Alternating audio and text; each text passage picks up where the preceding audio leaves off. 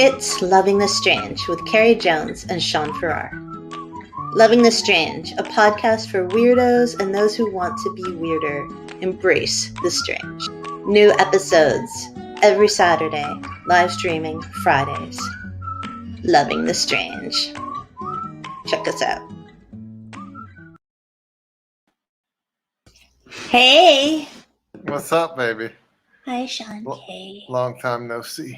I know. Sean and I just listened really quickly to an extremely popular podcast, but we didn't have the patience to listen to the whole hour and a half. Baby, Nope. Keep your tongue in your mouth, boo. Keep your tongue in your mouth. Oh, Sorry, man. What?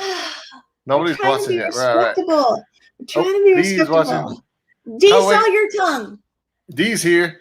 D. Yeah. Carrie wants to thank you for the card, but I want to know how come I didn't get a shout out. I'm not as awesome as you and my baby. We just got the mail, and for those of you who have no idea what we're talking about, Dee sent me an amazing and adorable card that made me cry. I cried a lot in the last hour because people were so cool, including Dee. So thank you, Dee. Sean's just laughing. Anyways, we were listening to this other podcast, right? And they were saying the F-bomb all over the place.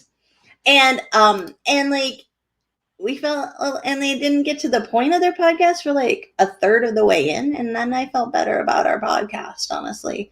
But I would like you, Sean, to keep your tongue in your mouth, baby. I'll try, baby. No, he's and Dee says she's gonna send you a unicorn card too, Sean K. That's cool. So you have nothing unicorns to complain about anymore. He has a unicorn apron. Thanks. Sorry. You're stealing my thunder. I got excited. I do. I have a unicorn cooking apron. And we also have unicorn. What? Come on, baby. I don't know. What? What does the hand do? What does the hand do when it has to do with cooking? What does it go into? Oh, oven mitt. Yeah. I married him because he's cute. All right, so. Well, luckily my hands fit in them. Anyway, so it made me feel better. It made me feel better about our podcast, honestly. What did? That other podcast? That's super, super popular. And it's just like two ladies talking about mysteries and putting out the F-bomb. They cuss a lot, and you won't let me cuss. I know. I'm sorry. I don't know if we're allowed to cuss on Facebook is the problem. I think we're not. Now what are you doing with your teeth for those of us who are watching you? I'm making my aggravated because I can't cuss face. Oh, my word. You're 5 years old, Johnny. All right. Sean's going to try to behave. And we're going to talk. Can you hear that kid yelling? Is that a kid or a cat? No, it's that kid across the way. I got to close my door. All right. So while Sean closes his door, which made a very loud noise, I must say, we're going to talk about what we're going to talk about, which this week is the strange and adorable things that people say, idioms or cliches or sayings or phrases. Yeah, and before we do that, I want to thank you all for listening because it wouldn't be as much fun without you, especially you, Dee, especially you, since I think you're the only one here. So far. Yay, Dee! Thank you. Dee Harris gets some sort of massive award for A, making me cry today and being the only one here. So we'll have to send her something back now for being such a loyal listener. I've been thinking about that. When we get some merch, we'll send you the first piece free. We will, but I'll send you something before that because God knows when we'll get merch. That's true. Yeah, that's very true. All right, so anyway, but wait, what? One more thing about we didn't know where you lived, but we've been there a number of times when our daughter was in the military. I won't say anything about that. That way your location remains anonymous. Yeah, but we were like, what? And they got yeah. And I was like, did I know this? And then I got all frazzled and flustered. And all right, what were you saying, baby? Okay, so now back on track without the F-bombs. Thank you all so much for listening. It wouldn't be as fun without you, especially you, Dee. And we're talking about the strange, adorable things people say. But before we get into that, this is related. There was this article all about the families creating their own like familect, like a dialect, but for families.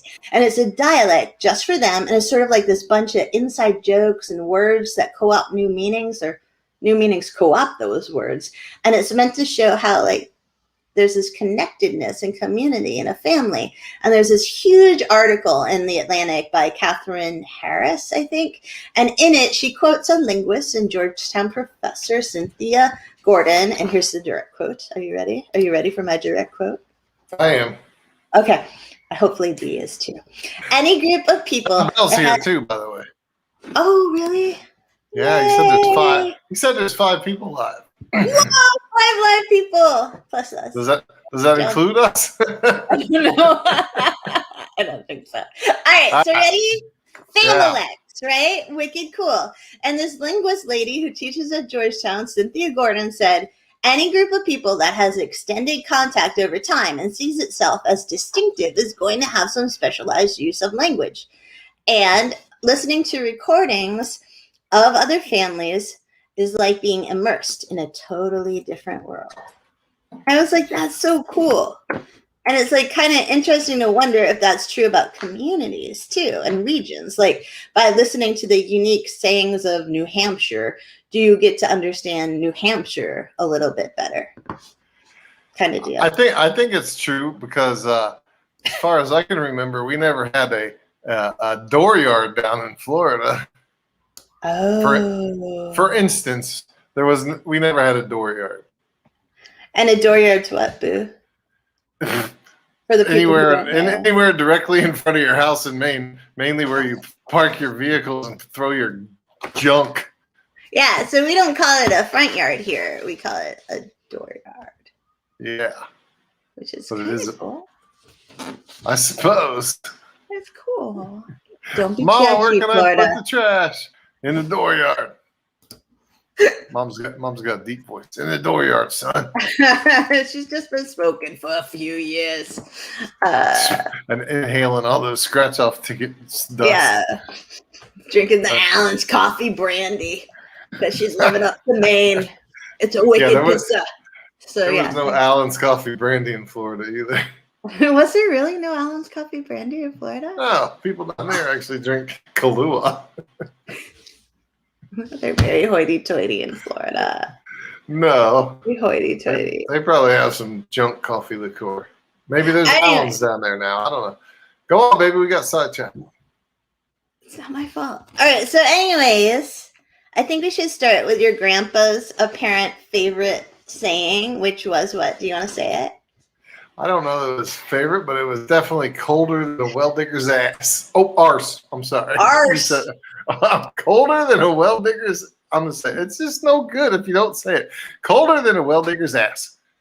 Do you want me to say the other version? No, because I really hate that word. Okay, so a cold. We're gonna talk about this because what does that even mean, right? Like, that one's pretty self-explanatory. Okay, you want to go with it? Yeah, because you looked it up, and I did. I during the course of my childhood figured it out on my own. Oh, because you're so smart. But when you looked it up, you said you couldn't find what's the word? Entomology? Etymology. Etymology. Yeah. E-T-Y. Okay. Yeah. So before today started, I thought that's what you said at a funeral, the etymology. No, I'm just kidding. I'm just kidding. Anyways, you couldn't find a clear etymology for colder than a well digger's ass. No. But it's pretty apparent that the deeper the hole gets, the colder it gets, and depending upon the time, the era, the well digger either had to go down kind of head first, so his butt was sticking up, or his butt was kind of against the wall of the well as he was digging. So it inherently got as cold as the air temperature down lower. Yeah, and that's why you say it was colder than a well digger's ass, which in Florida means it was like 60 degrees.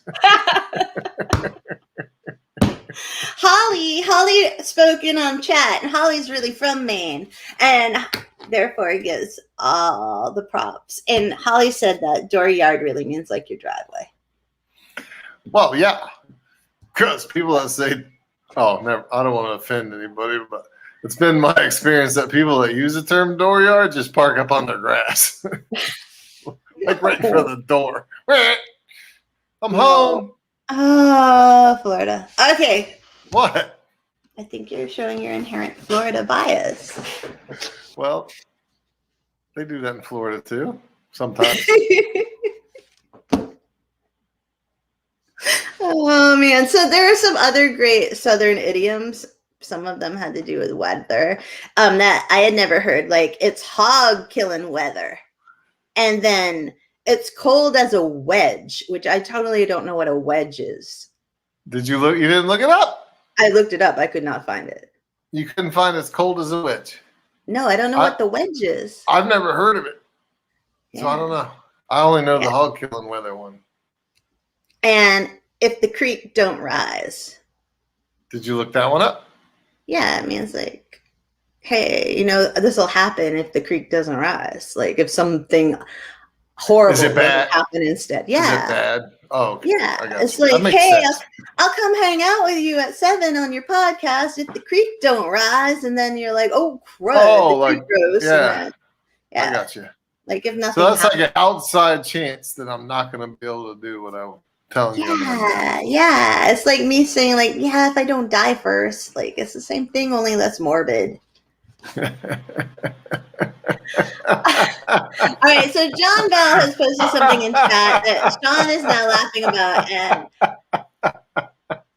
hopefully I can say it without the bad word. It's what? Can you do it without the bad word, babe? It's hotter in Florida. It's hotter than a fresh effed fox in a forest fire. Is that real? Is that a real one, or did John make that up? Because that's good. I don't know, but it's great if he made it up. I like it. It's very literary. It's got a lot of F's, doesn't it? It's got a lot of F's in there. It's the beginning of a children's book. That would be the best children's book ever. You can do one for every state. Oh my god, that would be amazing. Make an adult children's book like that. Oh, I have so many ideas I can't say right now. Thank you, John Bell. All right, so Lori Flood, who's also from Maine, she had one on our Facebook message original post, I think, and it was, if you don't use the phrase "all stove up," are you even from Maine? And I think Holly could probably tell us about that. But have you ever said that anywhere other than Maine, buddy? I don't know that I've ever said it, period, but I've never heard it before, Maine, that's for sure. We're kicking you out of the state right now, man. I'm not a Mainer. I don't claim to be a Mainer. No, you know you don't. Throw me out. You don't do the dooryard. You don't say wicked. You don't have like. I do say wicked every once in a while. You don't call other men dear in the grocery store. Oh God, no. So you're losing any potential Maine cred you could. Are you going to tell us what all stove up means? I'm too busy thinking about you calling other guys deer in the grocery store. Okay, so. Well, that's hotter than a fresh. It's F-word fox in a forest fire. It's a really cis guy thing to do in Maine, and it kind of goes against stereotypes. So I think it's interesting. Okay, ready? So, stoved up comes from, or it means basically suffering physical discomfort, according to Merriam-Webster's dictionary, right?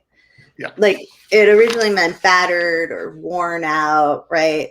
I always think of my Uncle Kilton. Oh, Sean's drinking. I guess this is I drink all podcast long. Have you never noticed I'm mentally stove up? You are mentally. You're battered and worn out. My Uncle Kilton always said stove up, and I thought it meant like that you had a limp for a very long time. Like that's what I thought it meant. But like it goes deeper than the Merriam-Webster dictionary thing. And it's basically, according to blog.oup.com's July 2018 thing, post, right? Yeah. According to that, direct quote, all quotes are in the podcast notes and resources, so we're not plagiarizing. Stove up is an American coinage. The verb stave means to break up a cask into staves, from the noun stave, which is a stick or a lath of wood. Its principal parts are staved and staved. staved and staved.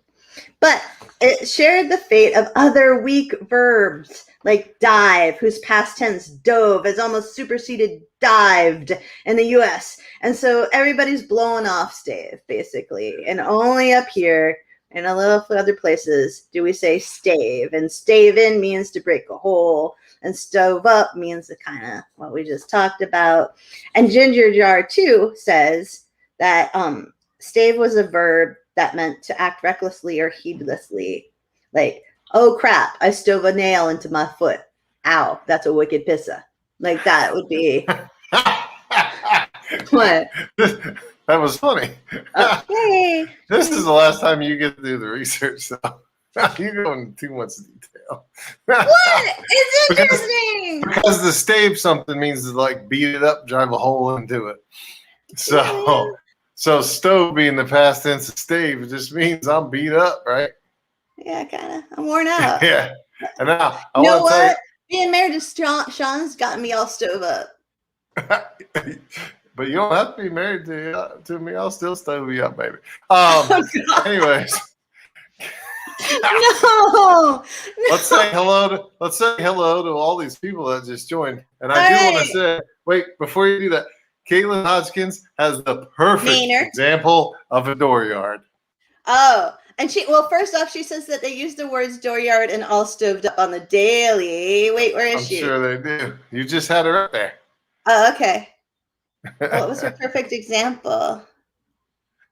The dooryard. She's got the they have like no pavement, no rocks. It's at their place. A little grass. The only difference between any part of her front yard is it's got grass or it doesn't. Yeah. Because the driveway's dirt, driveway, whatever. And you should give them a call out for their place of business, which is a shout out. It's free. Sea Ray Lobster. Yeah. Yeah, it's amazing. You could see a dooryard if you go to Sea Ray's. Or if you happen to live in Barber, they can bring you some awesome dirt. Yeah, they're amazing. They do everything. They do everything. They're amazing. I'm sorry. Now let's move on to Kat Crouch because Kat. Oh no, Kat said the word I hate. Yeah. No, Kat. Carrie would not let me say this, but in my world, the phrase was different. It was colder. It was colder than a witch's boobie. Say it. Boobie. It was colder than a witch's tit. Oh, you did it. You told me to. And I know I didn't mean it though. I'm not quite. Oh, I know why it's colder than a witch's titty. Because a witch. That's even worse. Oh my god. A witch is like cold-hearted, just the stereotypical wart on your nose witch. Yeah, the patriarchy pushing us down, man. That stereotype of a powerful woman. Yeah, sure. Okay, yeah. Whoever wrote Hansel and Gretel, he was a mother. Anyways, Kat said, I never understood the hotter than a witch's TIT phrase. Like, how do we know that a witch's boob is hot? I gotta tell you, Kat, that witch is probably on fire. She's got it depends on the witch. It depends on the witch or whether or not her boob is hot.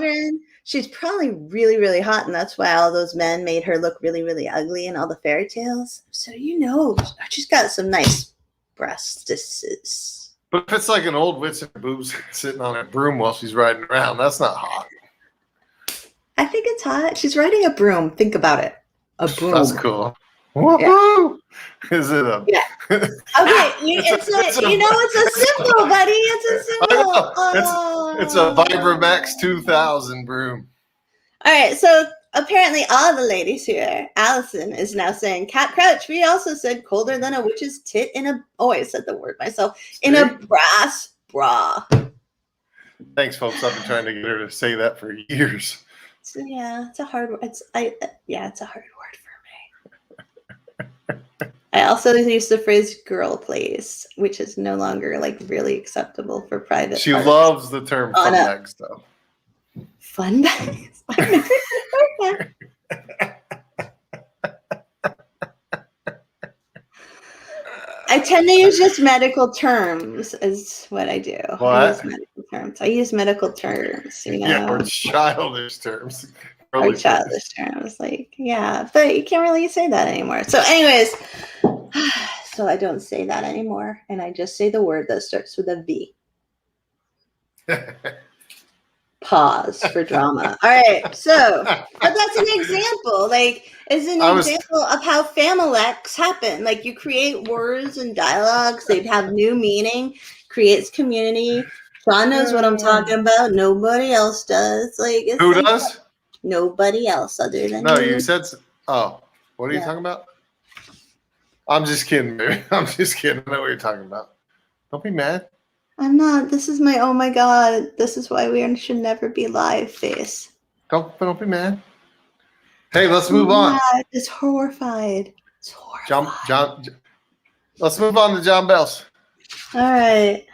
Because they're the next ones on the list. All right. So John Bell had two. And they also came from our Facebook. And it was, I'm gonna learn ya. And also henpecked, aka PW. And I have to tell you that when I saw that comment, I was like, does PW stand for some sort of Florida slang? I don't get what PW means. And then Sean whispered to me what PW was. And I don't know if it's Florida. I don't know if it's Southern. I thought it was like regional. A place in Florida, and he was referring to some place where you guys grew up. No. And I was like, oh, what? Port Walton? Port Williamson? Like, that was trying so hard to figure out what PW meant. It was referring to our friends, probably me included, that couldn't make the time to hang out with their male friends and had to be with their girlfriend all the time. So, really? Anyways, let's move on. All right, so let's start with the first one, which is I'm gonna learn ya. Have you ever said I'm gonna learn ya? I've said it before, yeah. Really? Oh yeah. Why? And I just thought maybe you would talk about it, honestly. Do you want me to learn you what it means? Your tongue's out of your mouth again. Yes. Do you want me to learn? Do you want me to learn you what it means? Yes, please learn me what it means, and I will learn you to keep your tongue in your mouth, or I will henpeck the heck out of you. How's that? What it means is literally, I'm going to teach you, because it comes from the the old Greek word of learn. I think it was how you would say it. It's spelled L-A-E with the A and the E touch each other. It's weird. R-E-N, right? Yeah. Yeah. And when that means learn. So I'm going to learn you means I am going to teach you something, fool. And if you don't learn it quickly, I just thought of another euphemism we use down south. Lord. John can correct me if I'm wrong, but it was something like, I'm going to goat slap you or something like that. Anyways, basically, hit you upside the head. I used to say that all the time. Really? Hit you upside the head. Oh. Yep. That's very You're not violent. interested. It's just very violent. I'm going to do henpecked too. All right. Let's talk about henpecked, baby. Henpecked is based upon... And remember, you want to stay married. A literal chicken picking food off the ground where it's like... So the euphemism is for a woman who's constantly nagging her man. Do this, do that, do that. Which is not you, baby. Carrie's really kind. She'll write me a note like once a month, like a list, a honey-do list. But she'll not even literally... once a month. She'll literally like forget about it. Yeah, it's probably like 3 times a year, maybe. Yeah. But as soon as I get it all crossed off, there's a new one coming. But she's really good about not nagging. She is not a nagger. No, you nag more than I nag. Most time. Oh, that's just because I got a quality assurance.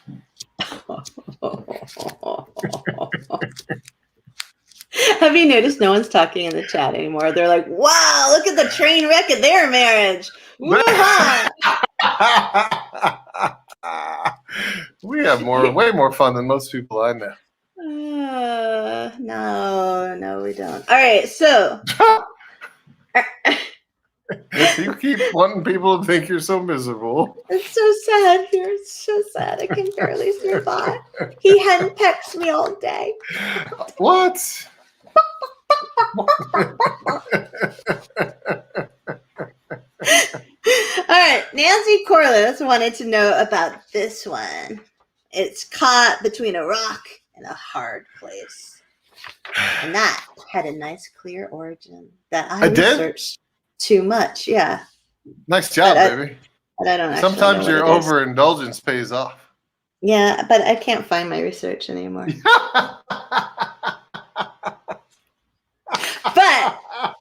But do you want me to say it? Because it's right here. Oh, cool. The phrase originated in USA in the early 1900s. It did? Several other phrases having the same meaning also exist in many cultures. I found it. Look at these comments. Caitlin's trying to egg us on. Caitlin was like, what's your next phrase? Tell us about the doghouse. Because Caitlin's too smart. I was going to bring you some vanilla pudding for a belated birthday present. No, it's not vanilla, baby. I mean, banana. Banana. It is vanilla. Sean was going to make Caitlin banana pudding for a belated birthday present, but he hasn't done it yet. Secret's out, Caitlin. Banana pudding coming your way. Hey, this is kind of interesting. This phrase, caught between a rock and a hard place, was used, this is excessive research paying off, was used during an economic crisis when mining workers faced low wages working at the rock face on one hand and unemployment and poverty on the other if they refused to work. Mm-hmm. Rock in a hard place. Not making money is a hard place. Yeah. Trying to do a podcast it's so literal. with Sean. Yeah. What? Nothing. So beer. That mine actually was in Bisbee, Arizona, which I think is a cool fact. The end. Oh, well, I didn't read that part. I'm sorry. Yeah, and then it got, it was a long time ago. It was the early 1900s, and then it got, super popular during the Great Depression because everybody was between a rock and a hard place, you know? Yeah, pretty much everybody was, weren't they? Yeah, they were. Except they didn't have the option to face the rock. A lot of them. I forgot that we were going to... Oh, yeah. It was just a hard place. What did you forget?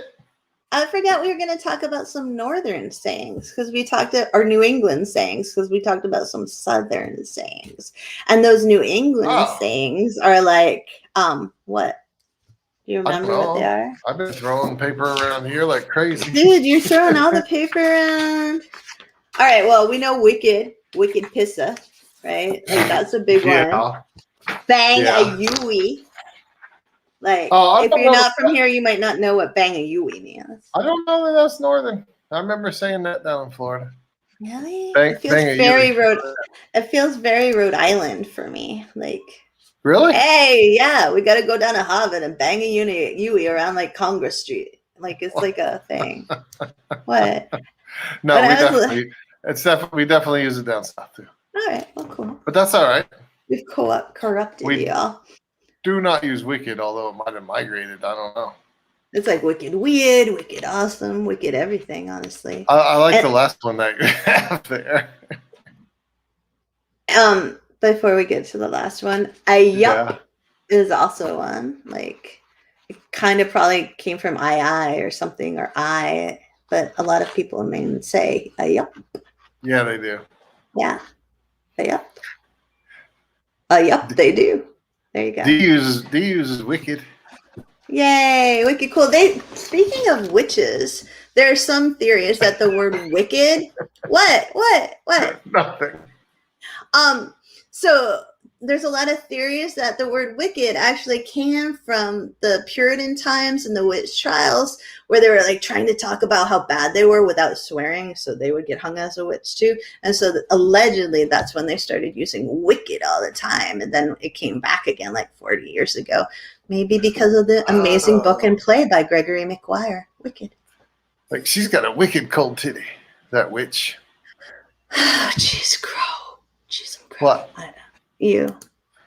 You're just gonna say that word forever now because other people You have said said it. it. You said it. You said I it. hate the word. I hate the word. It's like moist. It's not a good word. Don't put those words together either, Farrar. Don't put them together. So You don't use moist and titty at the same time. You just did it. Yeah, but you not in a like a way. I just said them It was good enough. randomly together. Ah, Like she's wicked moist. I That hate you cake sometimes. is wicked That moist. cake. Hey, All right, we gotta end this podcast right now. we still got half an hour to go, baby. No, it can be a short one. Put on your big girl britches and because I don't like that other word either. Right, so hold your horses. That's a good one.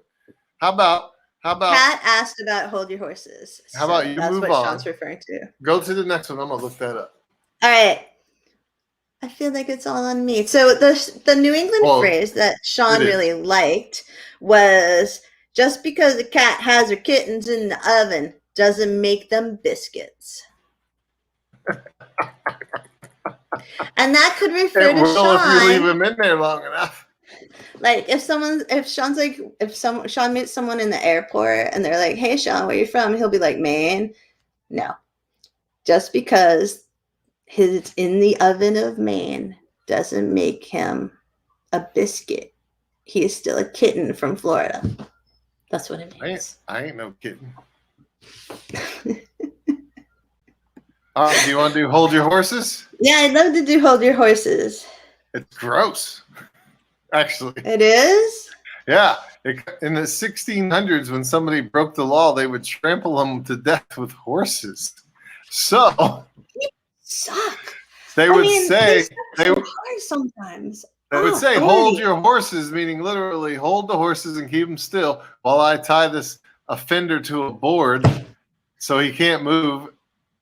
He's immobile on the ground, and then we'll let the horses trample all over him. Is this a Europe thing? Was this European? Oh, I don't know. I didn't get far into it. But if you that's nasty. Carden said it's horrendous. Carden, nice word choice. It is horrendous. It's horrendous. Wow. And Emmy, my daughter, and I were in Providence. They have like an entire museum dedicated to torture. Like, people did really awful things to each other. And that, hold your horses, would you ever imagine that's where it came from?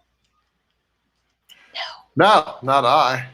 No, not I either. It also refers to, there is also some real literal stuff, like dating back to ancient Greece, actually. Oh, let's go there. Hopefully, it's better. Like a maniac in a chariot race, and somebody would be like, control your horses, hold your horses. Or during the noise of battle, a Roman soldier would literally hold his horses so they didn't take off. I like that way better, and it makes more sense to me. After the invention of gunpowder, the Chinese would have to hold their horses because of the noise.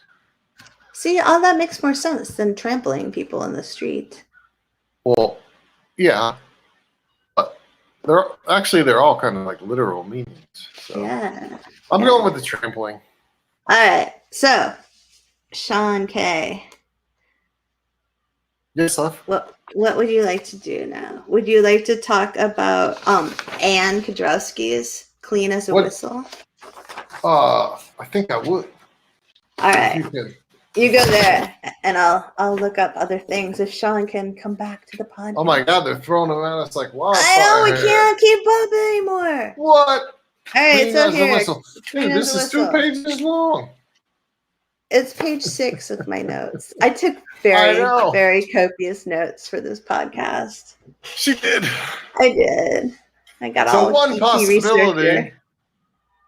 One possibility of the origin of the phrase "clean as a whistle" is that the old simile describes the whistling sound of a sword as it swishes through the air to decapitate someone. And an early 19th century quotation does suggest this connection. A first-rate shot, his head taken off clean as a whistle.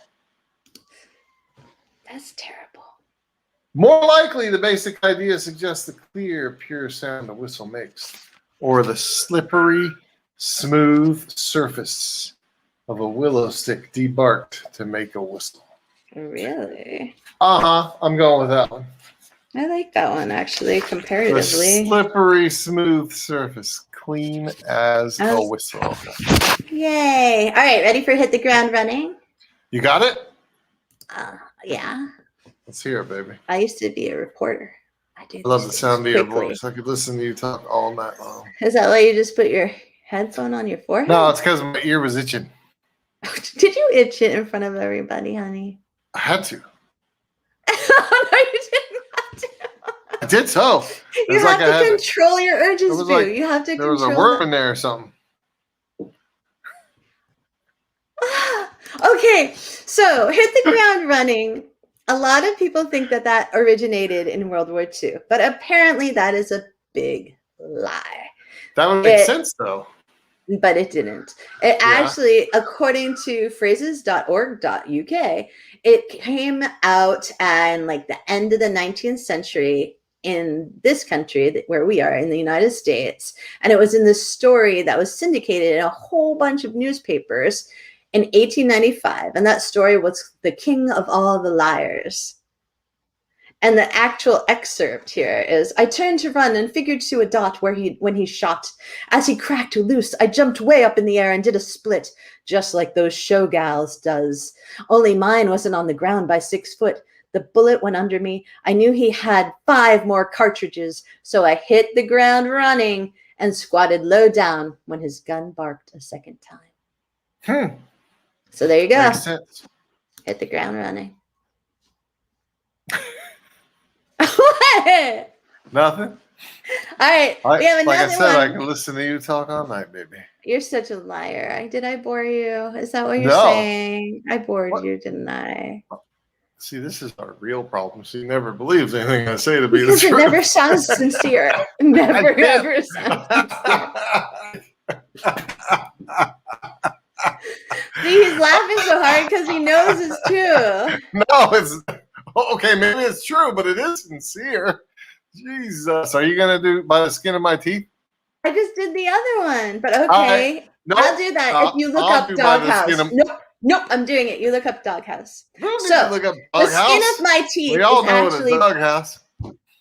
The skin of my teeth is actually biblical. It's a phrase from Job 19:20 in the King James Version. Sorry if that's not your version, if you're Christians. And the direct quote from that version is, my bone cleaveth to my skin and to my flesh, and I am escaped with the skin of my teeth. Wow.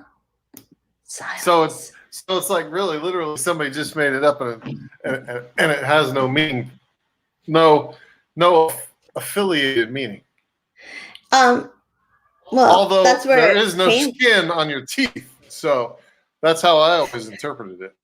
It's such a narrow void. It's by the skin of my teeth, like, man. Yeah. When I hit the ground running, that bullet missed my ass by the skin of my teeth. Unless it means you're enamel, and they just didn't have the word for enamel. Oh, maybe, but I don't know. Huh. Anyways. We are now woo. I'm going to make a little jump and assume that Kaylin was talking about being in the doghouse. In the doghouse. Oh, thanks, Holly. Would you like to know where this is from? I'm afraid, honestly. Would you like to take a guess? Probably something horrible and torturous. First thing is, I hope Holly wasn't being sarcastic. But Holly said, this is a super fun episode, y'all. And we're like, does she mean it? It's from chapter 16 of a very, very famous book that was written in 1911. Would you like to guess? Oh. Don't look it up. I didn't hear what you said. I wasn't paying attention. The phrase in the doghouse is from chapter 16. Lassie. No, Peter Pan. Darn. J.M. Perry used a plot device in which the father of the family, Mr. Darling, I remember that. Consigned himself to Nana's doghouse, right? Sorry. Nana the dog? Yeah. Okay. The great big dog. Yes. Mr. Darling consigned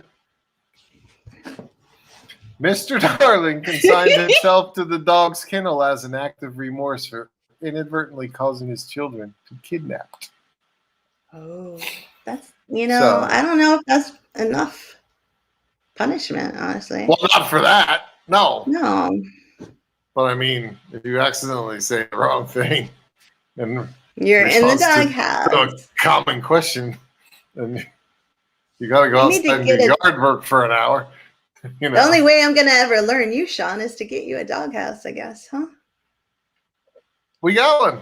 I can put a bed in our doghouse out there. It'd be fine. That big shed. No, we have a nice shed. Oh, man. Pretty as a peach is a good one, too. I'm just assuming that's because peaches are pretty. Man, we're way behind. I know, pretty man. We're never going to... And we have smart as a tack and pretty as a peach and jump on the bandwagon and bought the farm, and we're never going to get them all. I know. We don't even have to hit our list anymore. I can tell you my interpretation of pretty as a peach, but it's kind of sectional. No, I don't think you should. All right. Yes. Do you want me to look up the real one? Yes, and I'll talk about Cardins because maybe some other people can help us with this. I haven't even seen Cardins. Oh, yeah, okay. On Facebook, Cardin was like, "Ope," and then was like, "Why? OPE." Does anybody have any like OPE thoughts?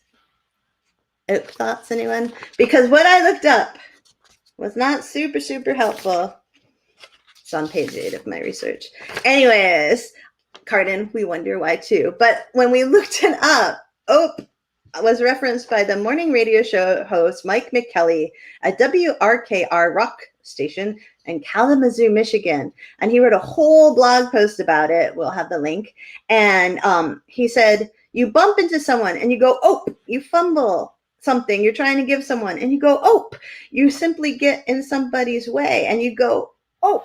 I never realized I was ever even saying it until someone said I was, he wrote. And now I'm wondering how long I've been saying it. Apparently, other parts of the country don't use this little blutterance. Are we too lazy to just say oops? Yeah. So it's like, oh, but oh. And do you just like, maybe it's just supposed to be nope, but with no N, and it's like a like a oops, but without the ps, like yeah. And the first time a writer for I think the Huffington Post ever heard it was the guy who's the band leader for Stephen Colbert and an amazing musician, John Baptiste, and he had said it and he was like, "What is this word?" But that guy is from New Orleans. He's not even from the Midwest, and he's using that word. So really? Who knows? Yeah. That's crazy. I know. So pretty. Yeah. Did you look up pretty as a peach or pretty as a picture? Pretty as a peach is a little bit fuzzy, actually. Yeah. There's not, but I think the most commonly accepted thing would be that it's sort of like bless your heart. Like it's pretty as a peach because a peach is kind of just gentle looking and it's got the little bit of fuzz on it. Yeah.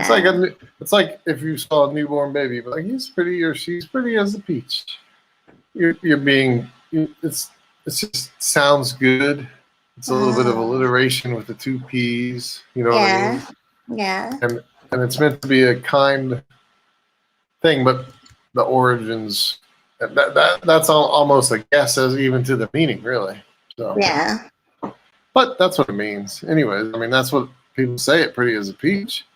Yeah. You don't call an ugly dog pretty as a peach.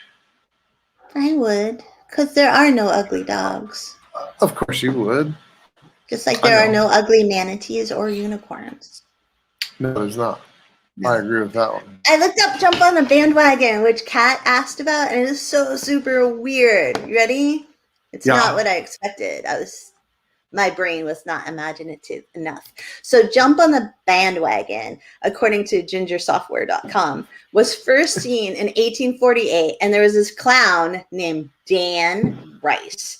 And Dan used the circus bandwagon to get all the politicians around the town, right? So they put the politicians in a wagon. They'd play a bunch of music. And they'd be like, hey, jump on the bandwagon. We'll go give a speech. Everybody will come. Really? Yeah. 1848, Dan Rice. That's Dan Rice's big contribution to society. He created not only bandwagons for politicians to jump on and give stump speeches, but also the phrase, jump on the bandwagon. So everybody just following, or nowadays it really means just everybody following along, right? Like sheep. Yeah, and that's what people would do. They would follow the bandwagon through town. Attempting to get him to follow. Yeah. Yeah, but he did, because there was nothing else to do, I guess. They're like, oh, let's go listen to what this guy has to say. Like, I don't know. Or maybe they're like, oh, we shall be inspired. I don't know, but yeah. I want to do it. Can we do another one of cats? Yeah. But Cardin said, why does that just sound like a political trap? I don't know, Cardin. It kind of does. It might be why people are afraid of clowns now, too. What? Yeah, the bandwagon. Yeah, I can be afraid of clowns and politicians at the same time. No, we could go so many places, but that would not be very charitable. So we're not. No. Right. So Kat threw one out that we kind of skimmed over. It's Bought the Farm. Bought the Farm. Yeah. Did you look that up, babe? No. Oh. I haven't had time. Would you like me to? I will. I just talked all this time. I know. Oh, but you're a good talker. Oh, baby, I'm not. There you are. No. Here, look at me have an awkward pause just to prove that I am not a good talker. Well, I can still talk while I look. No, that's not fair. Dee says she doesn't like clowns at all, by the way. That's common, Dee. There are so many people that don't like clowns. Emily doesn't like clowns. No, my daughter doesn't like clowns. Oh. Didn't I? When she was a young teenager, put do something horribly cruel that scarred her for life? Yeah, probably. Like make a clown mannequin in her bed or something. So when she walked in her, yeah. Oh no, wasn't Mr. Spock and you put a mask on him or something? Yeah, something like I don't know. I don't remember, but I know she hated clowns, so I wanted to look like there was a clown laying in her bed when she walked in. I'm impressed that you did that. Yeah, she probably did too. Probably. Kat said Bozo scarred her for life as a child. Well, Bozo was kind of a different kind of clown. Bozo was creepy. Yes, that's what I mean. So creepy. Bought the Farm. Comes from a 1950s era Air Force term meaning to crash or to be killed in action. So Bought the Farm definitely means to die. But it refers to the desire of many wartime pilots and probably regular soldiers to stop flying / being in a war, return home, buy a farm, and live peaceably ever after. Oh. So when you've bought the farm, you've gone to the peaceful place, hopefully. Oh. Right? Yeah. Yeah. I like the phrase "the peaceful place." I just made that up. Oh, I like it, baby. Maybe you can be the next Dan Rice, and you can be known forever as saying the peaceful place. I doubt it. I think we could do that for you. I've made up much better words than that. We could give you your own Wikipedia page, and well, you have one, but I don't. Yeah. I know. Dang it. I don't know how I ended up having one, but I'm very glad I do. So, because it can go in my obituary. Carrie Jones died, blah, blah, blah, blah, blah. One of the things is... How about if I just... She had her own Wikipedia page. See it. It's cheaper than the obit. And your entire obit will be C, and then it'll be the link to your Wikipedia page. You're so lazy. So much love right there, man. So much love. Didn't I tell you to go ahead to write it before you die? Yeah, he told me to write my own obit. You're a way better writer than I am. If you write it, I'll fluff it. No, Emily will write it. With the truth. And then you'll be like, you forgot everything your mother did. And she'll be like, yes, oops. exactly. And then you have to fix she doesn't know it. anything. So bad. She'll be like, oh, you did Anyways. that? Yeah. All right. Anyways. You're, we cannot talk about my obit anymore if you don't want to. It's all right. there's a, I don't care. All right. Pretty as a picture. Pretty as a picture. For a while. Hopefully. All right. So pretty as a... Can I do pretty as a picture? I don't know. You talk the whole time. I try to read my explanations. Oh, I can't talk until you start talking. Blah, blah, blah, blah, blah, blah. Go ahead, baby. I'll be quiet.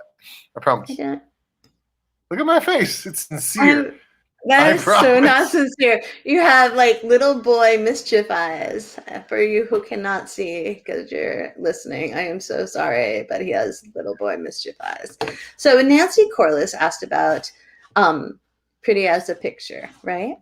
Yeah. And that means singularly attractive. And that's because one picture, I guess when it started, like you couldn't like mass reproduce them as easily as you can now, right? And so it was during Victorian times, and they're like, oh, there's just one painting, and like, oh, there you go. And then Mark Twain was like, he was pretty enough to frame in a Connecticut Yankee in King Arthur's Court. And so that idiom kind of came from both of those places. So it's like, oh, you're still, it's like an old-fashioned way of saying you're very pretty and attractive in a possibly unique way. Like, wow, you stand out. It's singular. And you got a signature in your lower left-hand corner. Or right hand, whatever. Because the painting is signed? Okay. Yes, that's right. Yeah, all right. Like a little tattoo right there on your tummy. Anyways. Oh my God. Oh my God. Keep your tongue in your mouth, honey. All right, so I don't know this for sure, but I think I know riding shotgun. Okay, try it, man. So someone asked, Kat asked about riding shotgun. Yes. It's from the stagecoach era when it would be the driver on the left-hand side and the riding the shotgunner on the right-hand side, and he was the security. He was like a modern-day Humvee machine gunner in war. So, like, if somebody tried to rob him, he'd be like, fuck, oh, F you, while the driver kept on driving. Right? Yes. Yeah. Look it up. See if I'm right. Captain Potty Mouth. I'm not going to look it up. Oh, okay. Why right not? Now. Because I'm busy.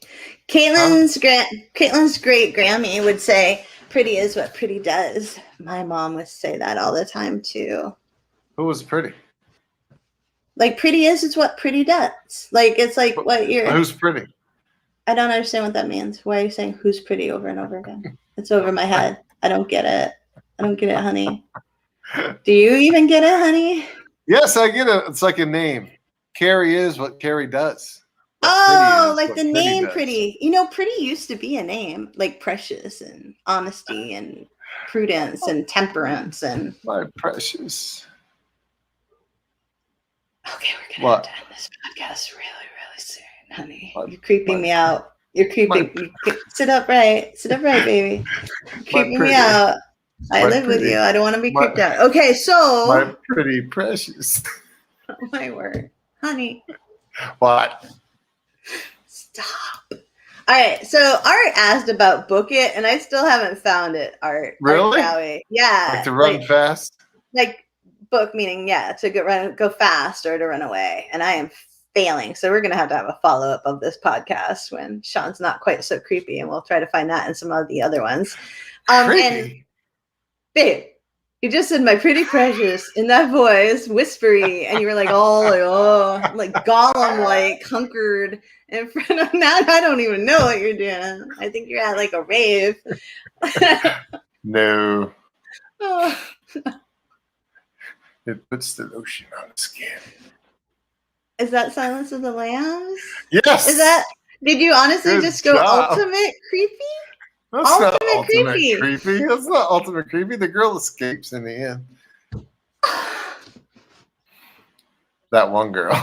I don't even know if I should waste my time battling you on this, but you got my psychic 5 anyway. Oh boy. Hey, Sean. Sean, wait. What? You know what Caitlin's Grammy said? Her great Grammy? She said pretty as it's pretty does. And pretty isn't creepy. No, but pretty isn't creepy, honey. It could be. Oh, no. You think all serial killers are ugly? Look at Ted Bundy. He was considered to be an extremely attractive man. I think that's BS. I don't think he's a very attractive man. I think that's all like show afterwards. Like, oh, personal opinion. Anyways, did you figure out what it means? What? Pretty is what pretty does. That's self-explanatory. By acting pretty, your outer surface is pretty. Like if you are, if you're act ugly, then you're ugly on the outside, no matter how much like a Kardashian you look. Like that's how. Yeah, that's deep. I'm glad Caitlin's great Grammy was because that's deep. Deep. My word. Poo. All right, so before we go, Lucy Ivy Cooper, so Coop asked about Oh My Stars, and that's a really cool one. So Sean, no, but I'm gonna look it up while you say important end of the podcast things. I don't have that information available to me. Can you tell? It's so hard. What? It's so hard being you. It's so hard living with me. It's so hard being married to me. Huh? What is it? Nothing. Your life just sucks. No.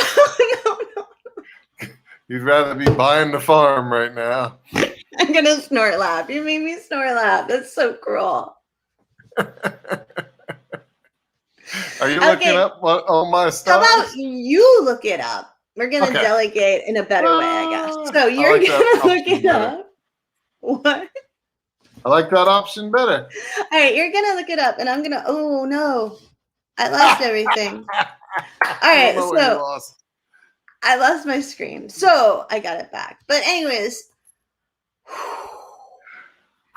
Good Lord, we're starting to do a cool thing called Be Brave Fridays, which I kind of did before, but we're morphing it. Every Friday I would talk about being brave. I did that this Friday, and I'd share art because in my family art wasn't cool, and everybody laughed at me. So I'm like really uptight about it, almost as uptight as I am about my voice or my face, and it's all really hard. So I'm uptight. I get anxiety. So every Friday we would talk about being brave, and I would talk about being brave, and then other people would share, either private message me or sometimes on the post about them being brave. And it was so inspiring that I don't like it being about me anymore. Like, I feel like it could be a much bigger, cooler thing if we could all share our stories. So Sean and I are going to start reading other people's Be Brave stories that they send in, and you can be anonymous, and you don't have to like run into a house that's on fire to be considered brave. It can be tiny things. It can be huge things. It can just be doing a podcast with Sean. Like, it can be anything that is brave. And hopefully we'll be able to inspire each other. And you can send them in anonymously if that makes you more comfortable. They can be long. They can be a sentence. And we'll tape them and put them up every Friday. And hopefully we'll eventually get this big bunch of inspiring stories so that we can all build like a cool community of goodness. You know, like there's a guy who does Bigfoot emails all the time on YouTube. And like, if people can send in their Bigfoot stories, I think that we can all be like, hey, this is a random brave thing I did, and inspire each other and do good for each other. And so that's my point of Be Brave. Good job, and you can baby. message us or send it via email, carriejonesbooks@gmail.com. carriejonesbooks@gmail.com. Yeah. So do you want to know about Oh My Stars? Yes, please, because I was like pulling. Not that your message was not important. That's no, I was trying to prolong it because I didn't know you were ready. Oh, I've been ready. Oh, you know, I'm so sorry, fast. baby. I'm fast. All right. See there? I just came in and give you a kiss. You didn't even see it. No one saw it. You were like lightning, man. Like lightning. Yeah. So, it's actually not Oh My Stars. What? Are you kidding? It's Oh My Stars and Garters. As in the things that hold up those sexy stocking things. No, there's not. However, there's another meaning for the word garter. Okay. And that was the badge worn by members of the Garter. Which is? Well, the Garter was the highest award that a king or queen of England could give a knight. And other royal awards were in the shape of a star. Oh, that's cool. If you were to get one of those awards, you'd be like, holy crap! Like, oh my God. Right? And that's the equivalent of, oh, my stars. That's fantastic. Oh. I haven't seen you in 100 years. You're going to come visit me? Oh, my stars. Oh, my stars. That's you know what I mean? Yeah. I like that. I sure as heck didn't realize that. Oh, my stars. I'm so excited you all spent this time with us. How's that? Is that good? I would award each and every one of you a garter if I could. And then he'd come bring you banana pudding because that's the way he is. That's the way he is. Okay. Does anybody want to know about banana pudding? No, I'm just kidding. Our special shout outs this week go to Autumn, Claire, Jen, Pam, Jen, Nancy, Sam, Tony, Shay, and Rachel. All the stuff will be on the blog, carriejonesbooks.blog, right? Yeah.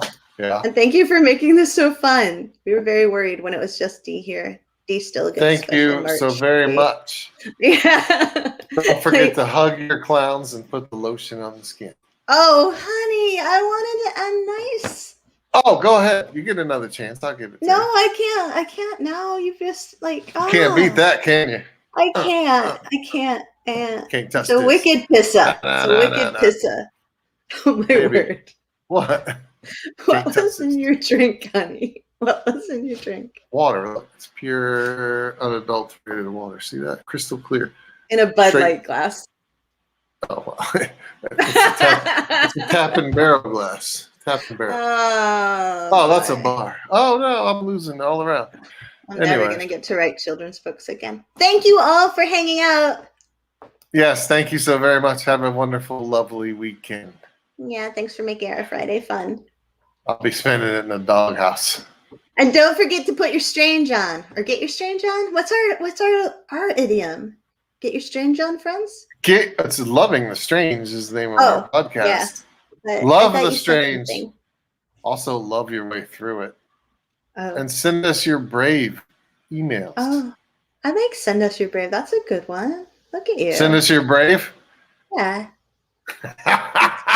Is that naughty? Is it naughty somehow? It's not. I'm just gonna end now. It was in my head. It was in my head, but no, it's not.